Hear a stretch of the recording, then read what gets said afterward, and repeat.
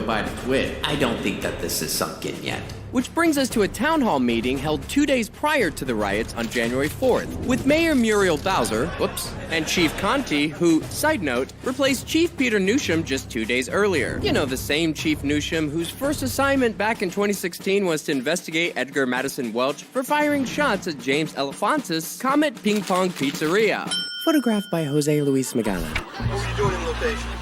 Make sure there's nothing there. Regarding what? Pedophile ring. Regarding what? Pedophile ring. Pizzagate. He's talking about Pizzagate. Where the Pizzagate conspiracy was laid to rest and fake news became a household phrase. And still no word as to why DC officers publicly uncuffed Welch, which is not a protocol in their general orders. It's also interesting to note that Edgar Welch, who's an actor, played the gunman in a short titled Something About Pizza, which has since been removed from IMDb, but you can certainly find it using the Wayback Machine. Now, on to the town hall meeting. The DC National Guard will be assisting the Metropolitan Police Department. That will allow for the police officers to focus on anyone who's intent on instigating, agitating, or participating in violence in our city. This is serious business. A fair and just election is being questioned, and it angers me, actually, that any elected official would incite violence, and I call on them to stand down. Joe Biden and Kamala Harris will be the president and the vice president on January the 20th.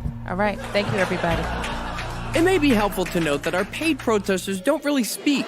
They chant, with such hits like Stop the Steal, Where's Nancy, The Star-Spangled Banner, Whose House? Our House, You Took an Oath, Traitor, 1776, and the go-to, USA.